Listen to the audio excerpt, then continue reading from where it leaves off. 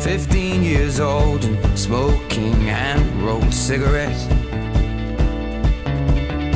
Running from the law through the backfields and getting drunk with my friends. Had my first kiss on a Friday night. I don't reckon that I did it right, but I was younger then. Take me back to when we